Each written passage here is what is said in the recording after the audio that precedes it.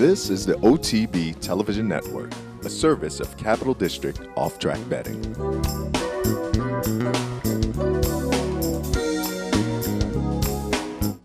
Princess of Silmar ran like a champion this afternoon. And Strong Mandate is geared down for the last 16th of a mile. Oh, this is a very promising 2-year-old. Mike Smith says go with Royal Delta, and she is going indeed. We'll take charges surging, and it's a photo finish. It's too close to call. Alpha wins the Woodward. Broadcasting live from the backstretch at Saratoga, this is Racing Across America with Seth Merrow.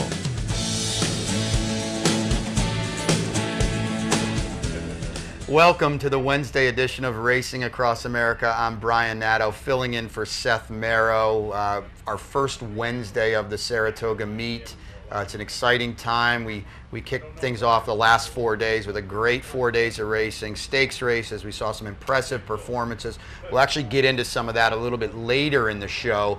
But first of all, I want to mention our sponsor today, Pinnell's Restaurant, who we wouldn't be able to be here without them. One of the classic Italian American dining, right across, basically on the backstretch here, right on Jefferson Street. Classic Italian American food since 1922. One of my favorite places in town. The Italian in me really comes out. It's a great place. Stop by and see them. Like I said, we couldn't be on the air today without them. So with that being said, I'm happy to be joined here. I feel like I haven't seen Jeff Carl for at least 20 or 30 seconds, but he's back with us on the Wednesday edition of Racing Across America. Jeff, thanks for staying around, I should say. And I know it's kind of an exciting time for you and Capital OTB as well, debuting a new segment today that you kind of put together. So why don't you talk to us about that? Well, we're going to try to debut it tomorrow. What it's going to be is I'm going to be out in the backstretch early in the morning, just trying to see what's going on. Try to give you everybody an early scoop, see if I can catch some horses working, talk to the clockers who worked well, maybe talk to a trainer or a jockey that might have a key horse in that day.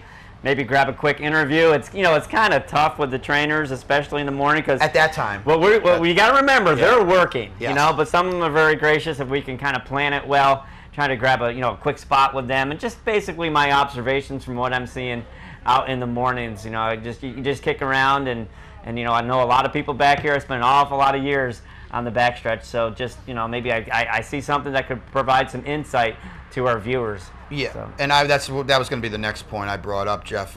Being your extensive background and stuff, that this is information that's not privy, I would say, to a lot of casual backstretch people. So you can kind of maybe get some inside information. Something like you mentioned the Grand Motion. You know people like this, so I think it's going to be pivotal for what we have going forward throughout the meet. Well, we're hopeful that I'll be able to gather enough information that's going to be beneficial to our viewers and for our bettors. I mean, information is power. Yeah. And the more that we can provide to our viewers, the better off they're going to be. Throughout the card. And I try to find things that might be flying under the radar. If I see a horse that works well or doesn't work well, I'm going to let you know.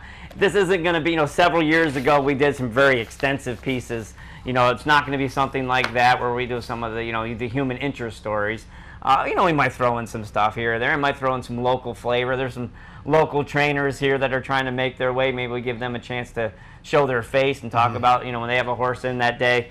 But again, just trying to provide some information that's going to be valuable to our customers. That's great. All right, that's going to start tomorrow with Jeff Carl on the backstretch. And Jeff, thanks for sticking around for a few extra minutes. No problem. Get out of here, get out of the heat, get out of the bugs. That's going to bring us to our first break on Racing Across America. When I come back, we're going to have a taped interview that Seth did with Pat Cummings, who's full of information. He works for Trackus. If you don't know him, he's a guy you want to know. He's one of the great characters of the game. Seth's going to have a really informative, intuitive interview with Pat Cummings of Trackus. So we'll be back shortly on Racing Across America.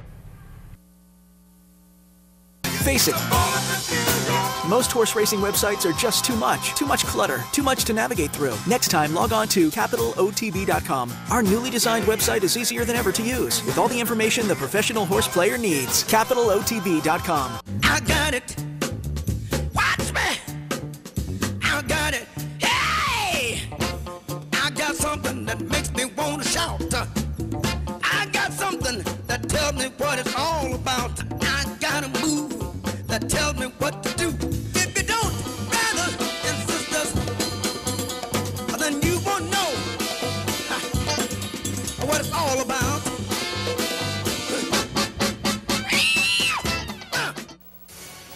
this is Steve Beck. Join me Tuesday through Saturday here on OTB TV for At the Races, my Sirius XM daily news magazine of the thoroughbred industry. Handicapping, interviews, analysis, everything you could want. 6 a.m. OTB TV. Missed one of our TV shows? No worries. Now you can catch all your favorite programs online. Simply log on to CapitalOTB.com and click on the YouTube link at the bottom of the homepage. And look for our new podcast coming soon. CapitalOTB.com. Log on today. Using CapitalOTBBet.com is as easy as 1, 2, 3. 1. Simply log on with your username and password from the homepage. 2. Fund your Capital OTB account through our Easy Money, Green Dot, or Visa MasterCard options. And 3. Place your bet on one of our 3 easy-to-navigate wagering platforms, Capital Bet TV, Capital Bet Express, or Capital Bet Pro. CapitalOTBBet.com. Log on today. I'm Jeff Carl. Join me Saturdays and Sundays at 9 for the Handicappers Report. We'll handicap the top tracks across the country and help you prepare for the weekend in racing. That's the Handicappers Report, weekends at 9, only here on the OTB TV network. This is Racing Across America with Seth Merrow.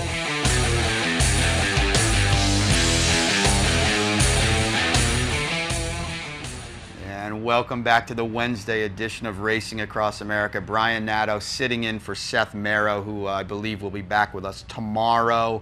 Leads us into our next segment, and I mentioned before the break, we've got Pat Cummings, an interview that Seth did yesterday, I believe, with Pat. Pat is the Director of Racing Info for Trackers.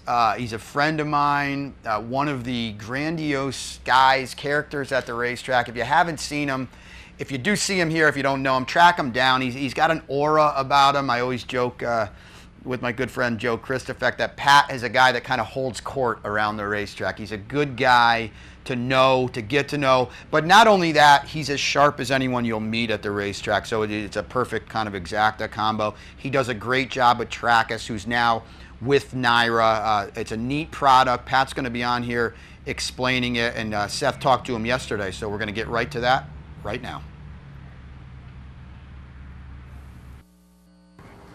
Happy to be joined now by Pat Cummings of Trackers. Good morning, Pat. Morning, Seth. Great to be here. Happy to have you on board. And before we get into talking a little bit about Trackers and whatnot, I just wanted to let viewers know and let viewers know, going back to last Thursday and Friday, give us a little bit of your itinerary, which I think a lot of people will be envious of. Well, you know, Del Mar opened on a Thursday this year, which is the first time in a long time. And it's also the first time in recent memory where Del Mar and Saratoga open on back-to-back days. In recent years, it's been a Wednesday, Friday thing. So Trackers is now the official timer at Del Mar, so I went out to kind of oversee the launch of that at Del Mar. Left after the 9th race to San Diego Airport, got on a red-eye to Newark, got on the first flight out to Albany, and was here for the first race at Saratoga. So I did the very rare double. I'll tell you, it was the only double I cashed all week. Was hitting both opening days because my opening weekend punting at both places was below average. That's still a pretty good double to hit, yeah. Though. My flights got there, so that was the win.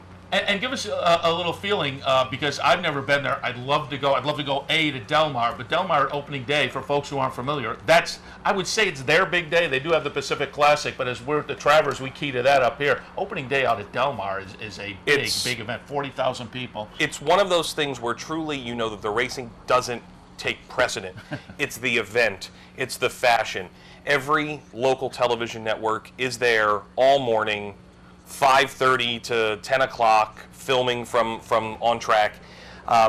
And their features a $100,000 restricted stake race for 3-year-olds, the Oceanside. People are not coming to see the best horses. There were a couple 20,000 maiden claimers. It is an event. It is the biggest day of their meeting.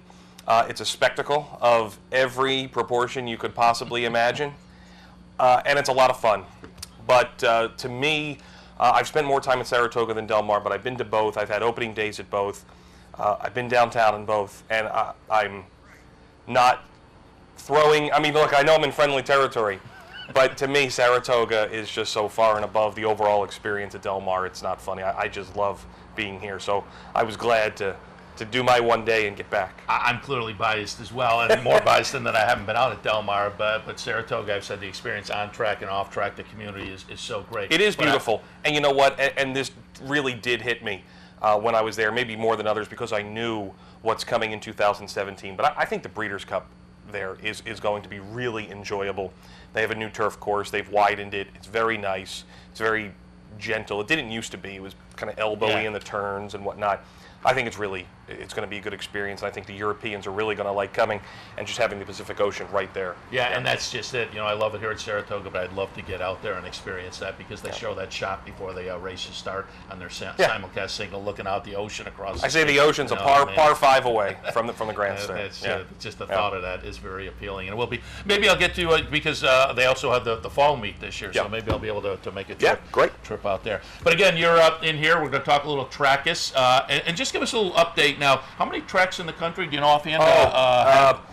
16 worldwide at the moment. And actually, I mean, Trackus is big enough now that more than half of all the money that's bet in North American racing is bet on a track that has Trackus. Well, and of course, New York has folded in within the past year. Yeah. That's been all 3 New York tracks. I've said it to you. I love Trackus. Just from the watching races standpoint, I think those chicklets make it so easy to follow your horses now, and I've been a big fan of it because of that. And we'll get into it in a few minutes. But there's also the other side of it that I tap into. I've tried a little bit. We'll get some of your thoughts on how people can tap into the really great stats and numbers that come out of Trackus as well. But just give us some of your thoughts. First of all, if people watch New York and Del Mar, there are 2 different presentations. The chicklets, and then Del Mar has the running line. I like the chicklets much better. But that's a decision, I'm assuming, made by the racetrack itself. Every track chooses what they do. TVG, for example, with some people that might have it in the house, they do a run order as well. It's their choice. They have the power to do that. But each race course has the ability to tailor the signal to however they want it to be. Keeneland looks different than Churchill. The 3 NYRA tracks are the same, but they're different than Santa Anita, it's different than Del Mar and Woodbine. Everyone has their little preference issues, just kind of like the way that they do it to define how their signal appears. But that said, it's still easier to find your horse with it than without it, no matter what the presentation. And I think I really noticed that at opening weekend here, that, you know, sometimes in those, you know, going into the turn, into the far turn, on turf, on dirt, where the rail is, and the fact that the camera over here in the grandstand is pretty low, that the chicklets just make it so much easier to see where your horses are. And to me, it's an invaluable experience to the better to be able to extend the thrill of following whatever your horse, your trifecta combination, your super, your pick 4, it's so much easier with the chicklets. Yeah, I mean, the traditional system was that front 4 horse running line, which was not real time, which was a problem. It got updated at calls, and it just, you know, it's antiquated at this point when Trackus is out there. And for myself, I'm a guy who, folks watch this enough know I love the Exacta box, and I'll often dip in 4 deep. And okay, I find one of my horses up there, and then go back, and by the time I gotten back here, now I've lost. But the chicklets, it just makes it so much easier to watch. And again, we'll touch on the other aspect of that, which are some of the numbers. But before I do that, I want to also get into the technology of it. I noted, and it's still a fairly new technology, and when I first watched, occasionally you would watch a race where a chicklet would, whoa, and I'm assuming that's just a technological glitch. Yeah. But I'm wondering, is the technology constantly being tweaked and updated? It is, and I mean, I've been with the company since 2011, and even since then, there are adjustments to everything as time goes by. And I should note, you don't see that as much now as you did in the beginning, so I'm assuming they're constantly improving. It happens. It will continue to happen. You know, as with any technology, these types of things will happen. The beauty of it is that with the great group of software engineers that we have, and our hardware guys too, we are able to go in and edit in post-production and pull out something that can happen like that. And look, it can be something as simple as the tag slips under the saddle pad and suddenly loses connection with the antenna, and then 2 strides later it bounces back into it. It's something like that can happen, and you just see the tag, you know, fly off the screen for a second. And, you know, we're obviously very sensitive to it. and make everything possible to adjust it. But I'll tell you what, the NYRA tracking here has been rock solid. I think it's really exciting to see how good it has been. Yeah, and again, that was an occasional thing, but as you know, it's a learning curve for you guys as well, and so it's improved, and it's something I don't see that often. And every track's wireless environment is a little bit different too. You know, when you're tracking, at the Kentucky Derby, to find the signals of 20, essentially like almost cell phone-like devices amongst the sea of 150,000 people is challenging to our engineers and to anybody. So it's funny. I had much more of the racing side of things, and you get and you learn on the technical side. And speaking of the technical side, this is something I've also been curious about.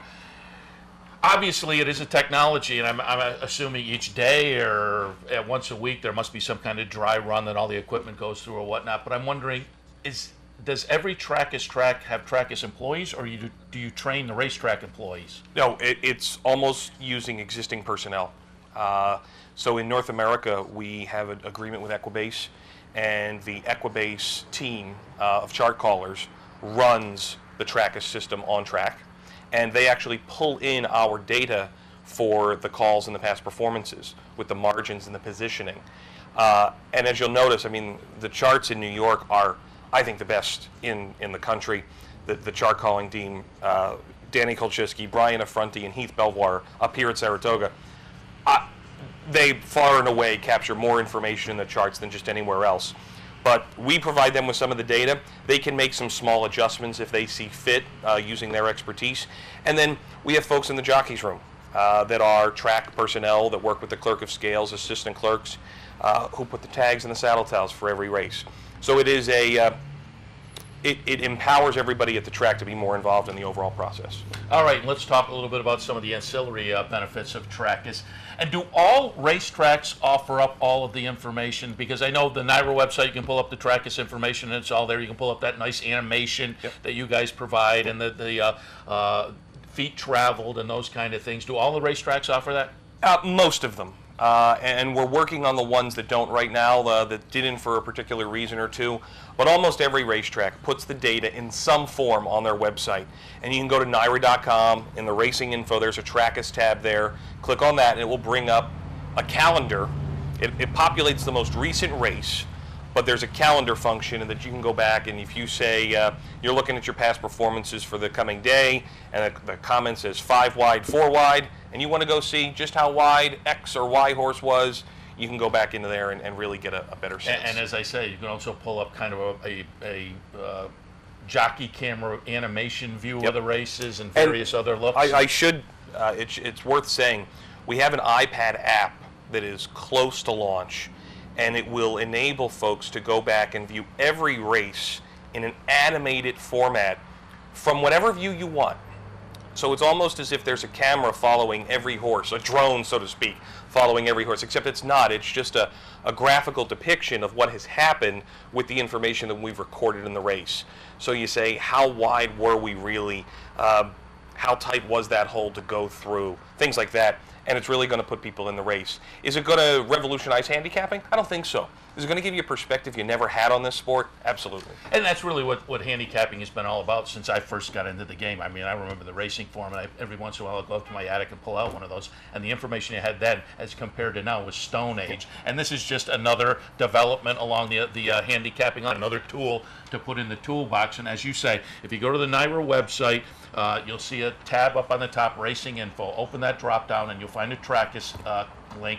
Click there and you get some great information. I think we have a graphic that I pulled up last night that shows one of the races yesterday at Saratoga, and you can see it on the screen there. It's a little small, but it's kind of a typical chart. But over on the far end, there are notations of the feet traveled by the horse, the either more feet traveled or less feet traveled as compared to the winner. And as I say, I haven't delved into this as much as I probably should have, but particularly up here at Saratoga where people recognize me from television, I talk to people every day who use this and find it very, very compelling and informative. And Pat, let's get into that and some of your take on a couple of races in particular at Saratoga yesterday, and we'll kick things off with the Diana yesterday. We talked about it already earlier on Loose on the Lead. It was an intriguing race where Somali Lemonade perhaps changed up her style a little bit. Somali Lemonade, the number 3, will win. Stephanie's Kitten, the number 9, runs a nice late closing second under Frankie Dettori, and Discreet Mark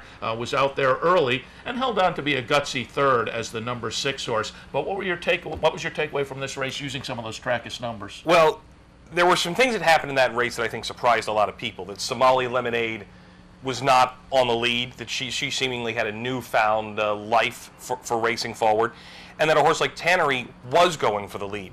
So you had some question marks there in general. But the thing about this, going around this first turn, Stephanie's Kitten is planted out there, and if you're trying to say, well, where is Stephanie's Kitten, look for the number 9 chiclet, the turquoise chiclet, and you'll see it there next to number 1, who I don't even remember who the 1 was there. The 1 was Solar Appeal. Okay, Solar Appeal, yeah.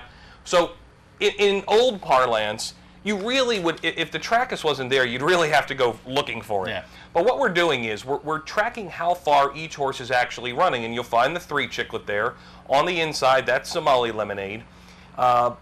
Look, the horses go behind those bushes, at some point in the trees on the backside, and, you don't lose perspective, and that's, look, I know I'm a homer, but... No, I'm right with you. That's what I say. This is what I find so great about Trackist, because as I say, I'm a guy who may be 4 deep in an exacta, and yeah, okay, I can see, right, that's the 6. I can pick out those silks on the top, but then you start to get back, and then by the time you get up to the front, maybe they've switched around. But now with the Trackist, you just look at those chiclets on the bottom, and you're plugged in. And look, so Stephanie's Kitten has been wide throughout here. She finally gets tipped out here even a little bit more from Frankie Dettori and is really coming after them, but just isn't going to get it. She ends up running a very good second. Now, you see on the outside there Abaco with the Phipps colors there. Abaco looked to be running the widest on the far turn. And while that was true, she wasn't widest on the first turn. So Stephanie's Kitten had to deal with a wide trip where Abaco was inside and then wide. And you start quantifying what does this all add up to be, and that's where the Trackist chart can come in. If you go to the chart on the website, what you're going to default to is a basic summary of the race, every horse's sectional times, individual times, and that's great. You can do a little math there and figure out whatever you want to. But you drop down the menu down to the finish. It starts race summary, and then it goes for each point of call. You drop it down to the finish, and it will give you the total distance traveled for each race. And in this case, Stephanie's Kitten went 42 feet more than Somali Lemonade. And what does that really equal? It's about 5 lengths, roughly 8 feet or so per length, 8 to 8.5 feet. So you're actually able to quantify the margin was a neck, and she covered roughly 5 lengths more. I do run into this from time to time where there is some criticism that's levied, and people say, well, look, the horse still didn't win. Or my horse traveled outside, but we didn't get in trouble. And others will say, but this horse needs to run wide, because if it runs inside, it won't settle, it'll toss its head about. I get all that. The fact of the matter is, in order to travel wide in a horse race, you still need to run faster.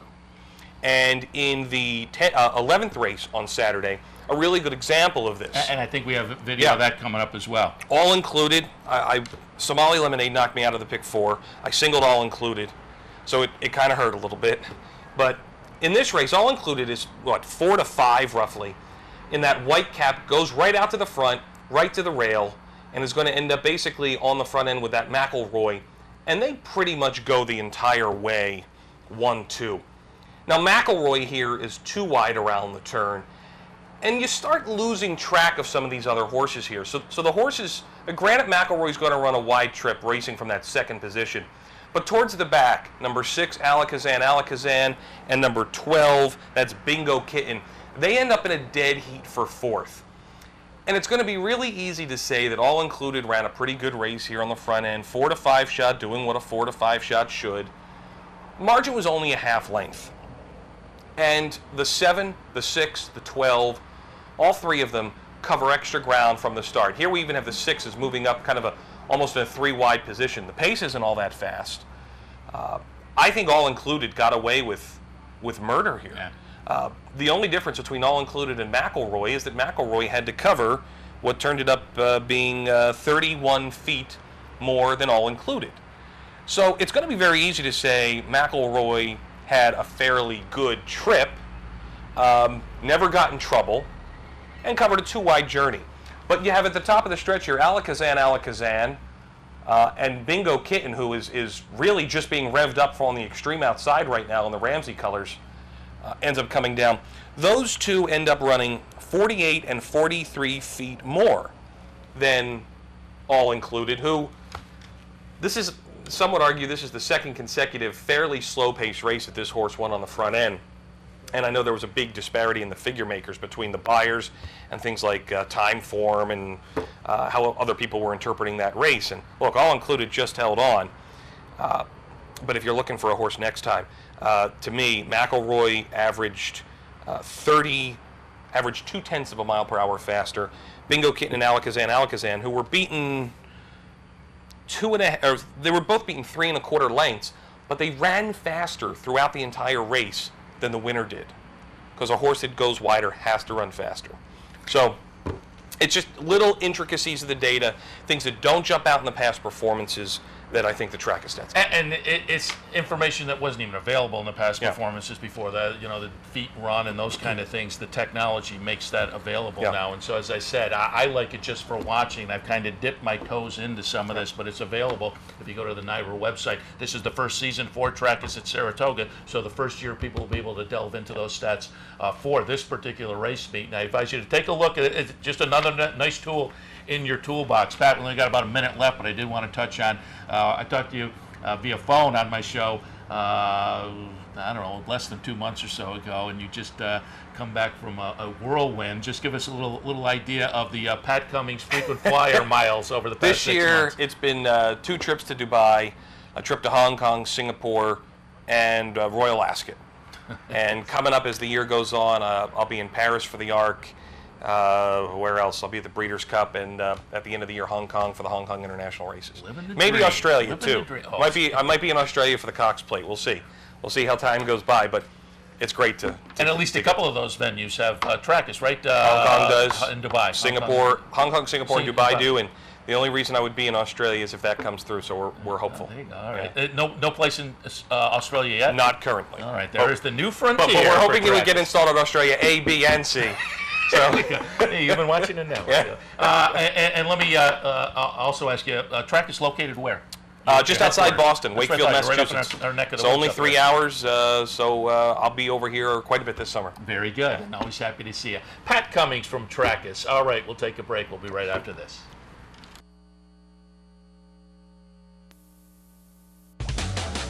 This is Racing Across America with Seth Merrow.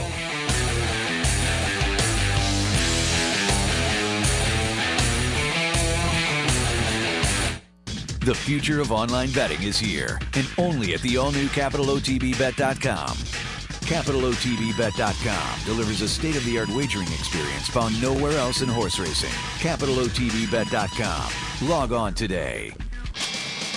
Summer at Saratoga, and there's no better place to watch all the racing action than right here on OTB TV. Each morning, the Handicappers Report brings you selections and analysis from our professional handicappers. Then stick around as the biggest names in racing join us live from the backstretch. The top trainers, jockeys, and racing personalities all share their unique insights and observations. For more than 20 years, there's been just one place to turn for unparalleled coverage of the Saratoga Racing Meet, Capital OTB and OTB TV. Fascinated by the world of horse racing? Interested in honing your handicapping skills? Class is in session. Night school, Monday nights. Easy to access online. It's free, interactive, and informative for the casual and serious race fan. Horse Player Now Buzz. Live horses to watch emailed to you daily. Our eyes, your prize. Night school in the buzz. Visit horseplayernow.com for details. Funding your Capital OTB bet account is as easy as 1, 2, 3. 1. Easy Money. Clearly the fastest and easiest method of depositing funds into your account. Make deposits or withdrawals in just minutes. 2. Green Dot Money Pack. Gives you instant access to your funds. Green Dot Money Packs are available at thousands of retailers nationwide. And 3. MasterCard Visa. Simply click on the link from the funding page, enter your account information, and fund your account. CapitalOTBBet.com. Log on today. Hey race fans, head down to the all-new Clubhouse Racebook. With live horse racing on more than 250 flat screen TVs, state-of-the-art wagering terminals, and amazing Vegas-style atmosphere. The Clubhouse Racebook, 711 Central Avenue, Albany. Welcome back to Racing Across America. I'm Brian Nadeau filling in for Seth Merrow. I'm sure you enjoyed that Trackus little bit there with Pat Cummings. But now we're going to turn our attention. We're happy to be joined in the studio. Tony Kalo, track announcer out at Finger Lakes. And Tony's been with us every Tuesday, but we get you here in Saratoga. I'm glad you made the trip down. How you doing, Tony? I'm doing great. Thanks for having me, Brian. Yeah, absolutely. It's I know you try to get down here once or twice a year, so I know you're amped and ready to go for a little Wednesday at Saratoga. Yeah, I can't wait. We got a couple days off at Finger Lakes, renovation of the racetrack, so it allows us to get here for a couple days, and hopefully we can make some money. All right, great. If not, we're going to have a great time. Yeah, well, if you can't have a great time here, you're doing something wrong, right? Yeah. All right, Tony, I know the fans know you, obviously, from Finger Lakes, and you stopping by the show, but you've got a pretty extensive background. Started at Bay Meadows, I believe, in '95. So why don't you just talk to the fans about how you got into racing and how you got out to Western New York. All right, well, it all started in '92. My father started a lot earlier than that, probably in the late '70s. My dad was a weekend warrior. Okay. Fell in love with horse racing. Horse called Golden Act really caught my attention. It was the year after it firmed and won the Triple Crown. Golden Act was one of the better horses on the West Coast, so when he got to the Triple Crown, he was my rooting interest. He was no match for Spectacular Bid. Actually beat Spectacular Bid in the Belmont. He nipped him for, I believe, second that day. So that's what really got me started. In '92, I was basically cutting all of my classes at Chico State, which was the #1 party school by Playboy magazine back in the day. So what do you expect, right? I got a job at a pizza parlor, put on 30 pounds, started drinking a lot of beer there, and I'm like, I got to get out of this town. Wrote a letter to Michael Rona. He answered my letter in '92, and I started calling into a tape recorder for about 2 years. In '94, I got some little jobs at Bay Meadows. Okay. I believe I was the paddock commentator in '94 at the Bay Meadows Fair. Right. And then after that, I did some part-time work through group sales. And '95, I got the San Mateo County Fair gig for 2 weeks. And then I became the backup to Paul Allen, who's now the voice of the Minnesota Vikings and Canterbury Park. '97, I got Arapahoe Park, and then '98, I was promoted to lead announcer at Bay Meadows. In '99, Golden Gate brought me on, and that's how it all started. Right. And so winding road out to the Finger Lakes. So I mean, talk to us a little bit about the Finger Lakes. You're dark today. You said they're going through a couple days of I don't know if renovation's the right word, but they're scraping down the track a little bit. Kind of. We talked about the long meet. Yeah, off the air, we talked about the long meet and the give and the take of the long meet. You said an 8-month meet you guys are kind of in the midst of right now. Right, we are. You know, it's a nice steady Eddie gig. It gets a little long at times. You know, sometimes this day and age, the abbreviated meets seem to have a lot more success. But from an announcing standpoint, I'll tell you what, you can't beat it because a lot of announcers have to, you know, pack up their truck. Right. And that kind of can keep a guy a little fresher also, but from a stability standpoint, especially after living a gypsy lifestyle for 2006, 2007 between Arizona and New Mexico, it was well appreciated. Yeah, stability in this game is not, in this profession, is not to be taken for granted. That's true. Sure. Yeah. So I know, Tony, we just had one of your bigger races. The New York Derby was just run out there. We're going to show this. We're going to show it on film now. Empire Dreams for the West Point boys, who we're very familiar with here in Saratoga and throughout New York. It stretched out to 2 turns and was a pretty good-looking winner in a kind of a roughly run race a little bit. Or at the start. At the start, a lot of commotion at the start. You know, Pedro Rodriguez was aboard the inside horse. I believe Fox Rocks is his name. Broke a little outward, impeding both of the horses to his immediate outside, and caused a lot of commotion, which resulted in a disqualification. And the winner came in with the credentials. The thing about the New York Derby this year that made it difficult is all of the horses lacked 2-turn experience, and there wasn't really a lot of breeding to suggest 2 turns would be in their wheelhouse. The horse with the proven breeding 2-turn scratched, Ephenix. He had a little injury before the race, and he scratched. So the favorite came in vulnerable. I believe I had read there was a formulator stat where the dam was like 0 for 20 with 2-turn stretch outs. Wow, that's a good one. And so a lot of people were saying, I think Joe DeVivo, I'm not sure if that's how you pronounce his name. Right. He had written an article about the horse's bloodlines and it wasn't favorable, that perhaps we should go shopping. But, you know, the best horse won the race, no question about it. He had run a big race behind the Captain Sirius, who's a monster. The horse almost came back and beat a stablemate, Kid Cruz. Right, in the Dwyer. In a graded event. So this horse came in with all of the credentials, and he made his move right here at the top of the lane, and once he hit the lead about the 16th, the race was all over. He measured Fox Rocks and pretty much had the race anyway because Fox Rocks was on his way to being disqualified. Yeah, and I was looking at this race on paper this morning, Tony, and I saw Fox Rocks, and I was thumbing through, and this is a son of She's a Stone Cold Fox, who maybe, you know, if you stretch your memory back in New York, was a really, Michael Ferraro maybe? Yeah. Came up here, I believe, ran off the screen in her debut, and I want to say she ran in the Breeders' Cup Juvenile Fillies. She did. She's a very... It was before I had arrived at Finger Lakes, but everybody had talked about her. Now, interesting, Fox Rocks' older brother is Fox Rules, who's a who very won the nice New York horse, Derby in 2012. Sure. Recently won our Genesee Valley over a West Point horse, West Point thoroughbred horse, in a very, very close photo. So the bloodlines were there for Fox Rocks. I kind of discredited him with Officer being his sire. You know, if he would have had a more two-turn type sire, I would have given that horse a big look. But we all know that a lot of horses get their running from their female side of the family. Especially on the dam side. Trying to convince that of my girlfriend. She's not buying it still.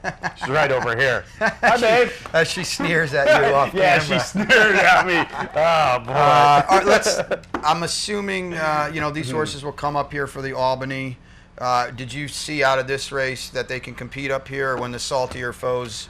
How does this race stack up? The winner, in my opinion.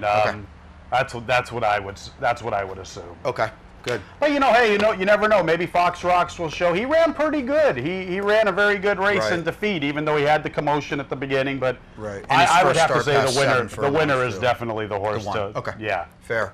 Let's get to the task at hand. I know Tony brought his form with him. Have Form Will travel. He's got some opinions today. It sounds like he's going to be firing and enjoying a couple days off at Saratoga. So what do you got for the fans today? I know you're looking I think today's card is very difficult, quite frankly. I've looked for 2 days. I think I downloaded on Monday my past performances. Got a form yesterday. Unfortunately, got a fight with my beer cooler, and it lost. So I wasn't planning on betting Del Mar, or at least now I have to have my girlfriend buy me another form because I'm blaming her. Can't blame myself. No. Fifth race is tough, Vans. Obviously, you have to beat the 2 Girl About Town. The horse that beat this one was her stablemate. They were 2 to 5 as an entry, or even less. The one to beat looks like it'll get a stalking trip behind Quit Smoking. Quit Smoking might want to start smoking because this horse smokes out of the starting gate and then gives it up at the top of the lane. So I'd say start smoking, quit smoking. But at least we know we're going to get some legitimate pace, Ryan. No question about it. The one I thought was intriguing, a very, very strong gallop out. Madison V came out of that race and won at Finger Lakes. For a trainer you know very well, obviously. Charlie Baker, definitely. And the winner was 3 to 5 who went gate to wire. So I think that horse is worth a look. The horse that caught my attention was the 5. How would you pronounce that? Jeff Carl picked that horse, and he said they might have misspelled that name. He said the word is missing an I, so they don't know if he wasn't sure if they misspelled it, forgot a letter, or this is something completely different. But that's who he went with on top. So he's very productive female family. I went to Pedigree Query before I got the form and got the closer look stats. But this one has a full sibling who was 3 for 5 and made $80,000. It's right in there. Midnight Visit, was that the name of the horse? Well, it was in there anyway. I can't remember it now. But regardless, it comes from a very strong female family. Like the recent drill, it was over a good racetrack. Big drill. Big drill, 59 and change. I'd like to see a 6 furlong move. I think that's more of a West Coast thing than an East Coast thing. Yeah, I think you're right. Where trainers will really drill their horses the distance even farther than what they will debut. But that 59 and change really caught my attention. The 8 horse has a look. It's a tough race. You're going to pin me to 1, I'm going to go with the 5. I'll give you another little long shot as Jilly Mac. I just have a feeling that if they go quick early, this horse has got some foundation, could come running on strongly for a piece. Bred more for route, Mineshaft, Eddington blood, but tough race. Going to go with the 5, though. Going to pin me to 1, go with the 5. A little bit of a price in the 5th. Tony's also got a little late double, I think, for us. So we go to the 9th in the featured Grade 2 Lake George for the girls on the grass, going 1 mile and a 16th. What'd you come up with, Tony? This is a cool race, no question about it. We're going to get legitimate speed from the inside, Daring Kathy. Daring Dancer, for those who want to forgive her most recent start, she's done nothing wrong. You've got some horses on the outside, Little Journey, a French gal. I guess if it rains, she might be more suitable. Right, and it could, for sure. It could. One thing against her, in my opinion, is I am really against young horses that crisscross across the country. I've seen it over the years. I think it takes a lot out of a young horse. Maybe with a proven handicap horse, they're a little more weathered, they're a little more seasoned, much more professional. So that's my knock on her, but she does have good European form on off turf. I'm on the outside gal. She's my horse, a little bit sassy. Loved her recent race. I remember watching that race. In fact, it was the last time I made a significant score, was concluding with that, and I did have both the DQ winner, a little bit sassy, and the runner-up, who's a monster. Aurelia's Belt is a monster. Just came back and won this weekend, right? She won at Arlington in the Arlington Oaks. She's better on turf than she is on synthetic. She won a race on the undercard of the Spiral Day at Turfway Park, Aurelia's Bell. I think this is the horse to beat. I like the fact she's shortening also in distance. The one negative is look at her worst race. Where was it? It was here. Well, you know, I'm hoping it was because of the abbreviated distance. Seems like since she's relished, since she's stretched out, she's really relished the added real estate. She's my top pick, and I love the jock, Luis Saez. I think he's a very underrated jockey. I mean, what he did with Will Take Charge last year brought me to his attention. I watched him at Gulfstream, and Dwayne Lucas, if you're out there listening, buddy, give him back the mount on Will Take Charge. He's back on in the Whitney. Beautiful. Yeah, he's back on in the Whitney. I agree. Awesome. I agree. All right. So that's what I'm leaning for in that race. I like a little bit sassy. I could see her getting a nice stalking trip and getting first run on the late players. Yeah, Jeff Carl likes her a lot on top today too. And you got to pick before we close it out in the finale, which to me at least was arguably the toughest race of the day. So I'm interested to see where you're going. You know, I thought today's card was very difficult, Vans. Obviously, in the 5th race, I gave you every horse except 3 of them. So I'm going to try to limit it here. I'm on the 3, Saucon Valley. Like the debut run. I like the turf effort. I'm not a buyer guy by any means. I do more of my handicapping with final 2 furlongs. I'm into 24 and changes coming home. That's how I do a lot of my handicapping company lines. I like the fact that this one, though, did improve the buyer that much, which tells me that maybe this one wants turf. I love Carson City Blood. Anytime I see Carson City Blood on the turf, I really go for it. I like it on the bottom end better, but you know what? He's getting a little bit up there these days. Yeah. So I see the Carson City Blood. I see post 10 last time. I see the improved buyer had trouble at the start. I see a nice inside stalking trip this afternoon, 5-1 in a very, very competitive race. The outside horse figures, it's a major jock switch from the Bug Girl to Joel Rosario. No knock on Taylor Rice. It's just Rosario's the man. That's what it is, yeah. Absolutely. He is the man. He began his career at Bay Meadows and quickly made his way to, probably began his career in where, I'm not sure where he's from, to be honest. Right, and then but in North America, he ended up at Bay Meadows, and then he quickly got on the scene in Southern California, and then he made the move of all time, getting Ron Anderson as his agent. Absolutely. And he's the man. So that outside horse has a big look. But I'm going to take a shot with the 3. The 3 and the 12 are probably the 2 horses I'm keying on for my pick 4 and pick 6. All right, and I got a feeling Tony's the guy you want to find if he has a few winners at the track. I'm gonna go out on a limb and say that. But, that's every once in a while we get on a little roll, and if not, that's why we brought the 2 coolers. That's right. Come find us in the paddock. I'm there with all my buddies today. Plenty of beer for everybody. Come say hello. All right. We want to thank Tony for coming down as opposed to calling in. Great to see you here, and we'll catch up with you soon. Awesome, Brian. Thanks for having me, guys. Tony, thank you. A little bit more subdued this year. And that's going to bring us to our next break on the Handicappers Report. When we come back, we're going to talk about the first weekend in racing, some highlights that we saw for the week, and maybe look ahead going forward. So we're going to take one more break on Wednesday's Handicappers Report. I'm Anthony Mormino. Join me weekdays at 9 for the Handicappers Report. We'll handicap the top tracks across the country and help you prepare for the day in racing. That's the Handicappers Report, weekdays at 9, only on the OTB TV network. Hey race fans, head down to the all-new Clubhouse Racebook and get in the game.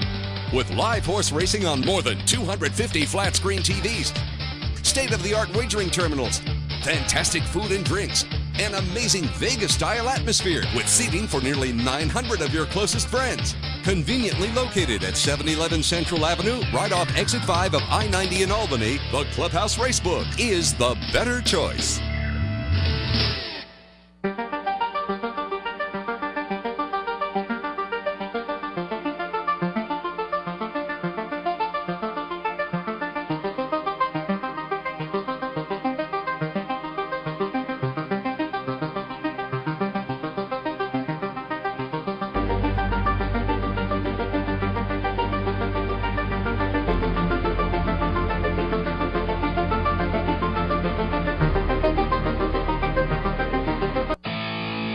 The Capital OTB Handicapping Challenge Series is back.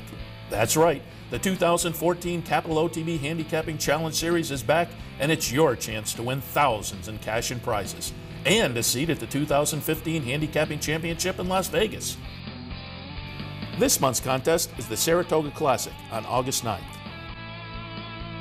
So sign up today, online at capitalotb.com, or stop in at the Clubhouse Racebook. I'm Jeff Carl. Join me weekdays right here on OTB TV. I'll be reporting from the Saratoga backstretch, and you can catch me later on 10 ABC. I'll give you some spot picks for the next day's racing card. This is Racing Across America with Seth Merrow.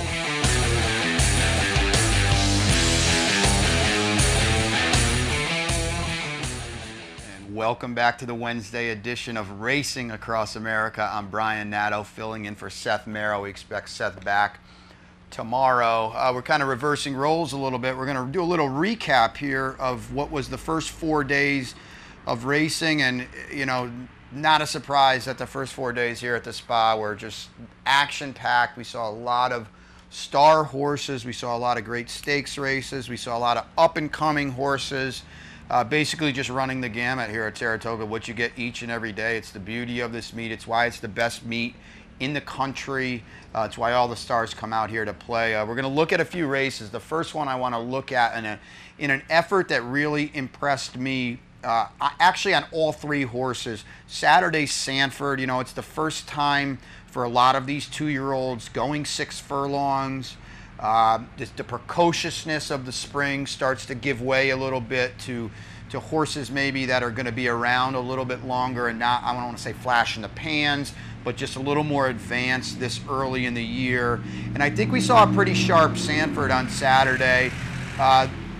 First of all, we're going to show this race, the stretch run, in a really roughly run race. We're going to see Mr. Z in the Zayat yellow and goldish colors trying to come through, gives the winner outside Big Trouble a serious bump right there in the stretch, while your heavy favorite Cinco Charlie is dueling on the lead. All credit to the winner, Big Trouble, who came again, got up for Tony D. Jeff Carl and I talked about this horse a lot on the Handicappers Report. He was both good to us. Jeff gave him out on the air and on Channel 10 as well.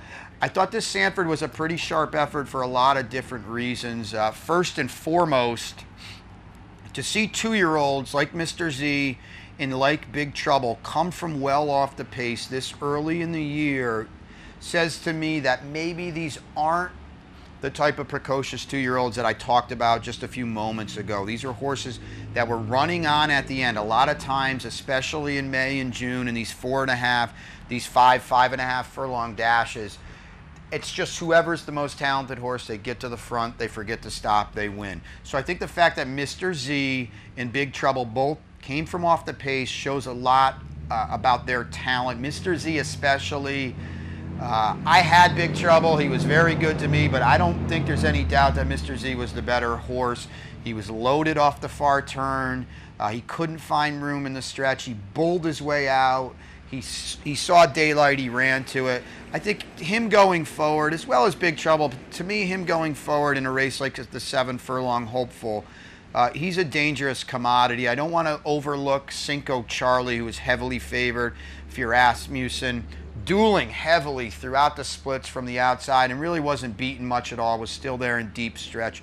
I don't know how much further Cinco Charlie has where he can get to. I'm not sure if he's a 7 furlong hopeful horse, but I thought he ran really well all things considered, while completely taking the worst of it in the Sanford, because again, if you look, Big Trouble in Mr. Z closed from well back in that race while Single Charlie did all the dirty work. So you've got to commend him for his effort. Moving on later on the Saturday card, the feature that day was the Grade 1 Diana for the girls, going 1 1/8 miles on the turf. And I was lucky enough, I had a 5-star play for our folks at horseplayernow.com in Somali Lemonade, who won the Diana for me at $25. But at this game we love so much is kind of funny. I thought Somali Lemonade was your lone speed in here. I thought she was going to gallop these horses into the ground. I thought she was faster than a horse like Emollient, faster than Discreet Mark, plus she was drawn inside. Then the gates open, they crawl early, and Somali Lemonade is not on the lead, but to Luis Saez's credit, she was saving all the ground. I thought he gave a great ride, and we're going to take a look at this off the far turn.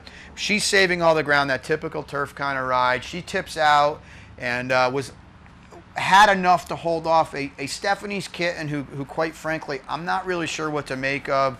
She seems to be resurgent. She seems to be still wanting to race. So I've got to give her some credit, but I think Somali Lemonade always had her measured. And we've also got to give credit to Michael Match here, who has done nothing short of a phenomenal job with a 5-year-old homebred who won a 2-year-old race that got her, the Jessamine at Keeneland, that got her into the Breeders' Cup Juvenile Fillies Turf. She didn't run that well that day at Santa Anita, and then she had some hit-or-miss form as a 3-year-old.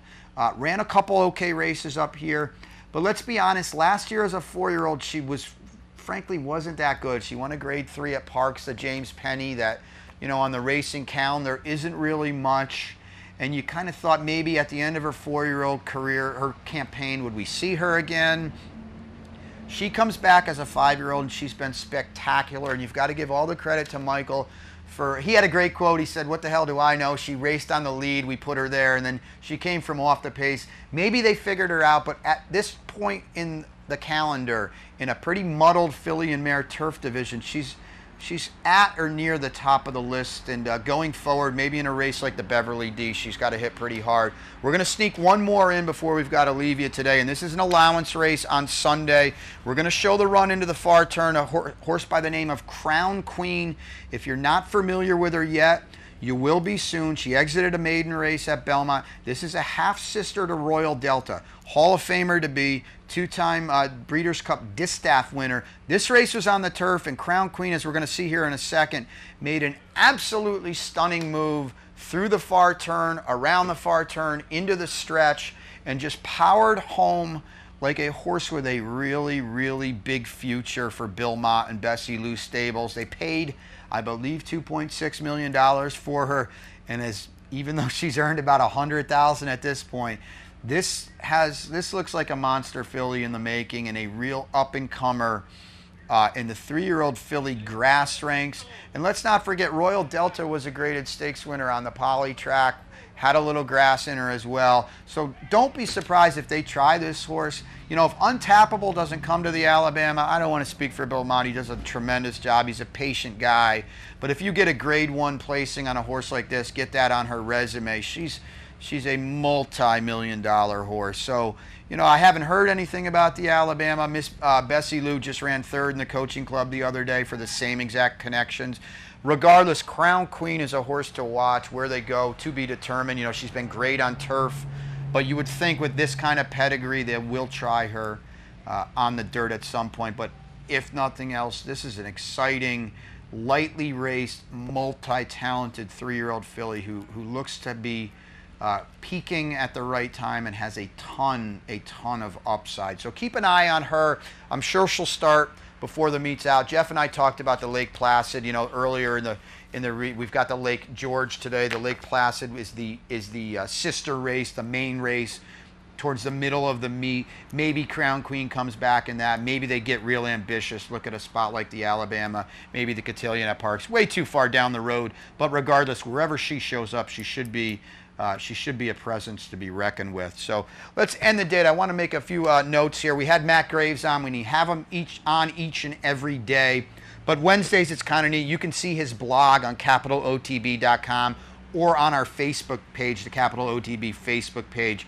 So Matt's with us each and every day here, giving his selections, but every Wednesday he does a little blog, and it's kind of neat. Matt, as seasoned as they come, especially up here in upstate New York, he does a great job, you know, with the Times Union, and just a great guy to know, a great racing mind to pick. So his blog's on Wednesdays, and of course Pinnell's our sponsor today. We couldn't be here giving the show without them. Right over here off the backstretch on Jefferson Street, great Italian cuisine for coming up on 100 years, I believe 1922. Pinnell's one of my favorite places in town, the Italian and me. You know, loves a good pasta dish, and if that's your forte, Pinnell's has got it for you. Right across, like I said, right on Jefferson Street, right near the track. You know, stop over after the races. You're going to get great service and a great menu from Pinnell's. So we're happy that they're our sponsor on the Wednesday show, and that's going to bring us to the end of the Wednesday Racing Across America. Brian Nadeau filling in for Seth Marrow, should be back with us tomorrow for another great show. I know he's got Eric Donovan on the show tomorrow. Eric does a great job making the morning line at NYRA and doing a lot of other things as well. So check that out. But hopefully the rain holds off on a hot and steamy Wednesday here in upstate New York, and a pretty sharp 10-race card. So stop over and have a look at it. But we'll be back with you tomorrow. I'm Brian Nadeau, and thanks for stopping by and joining us.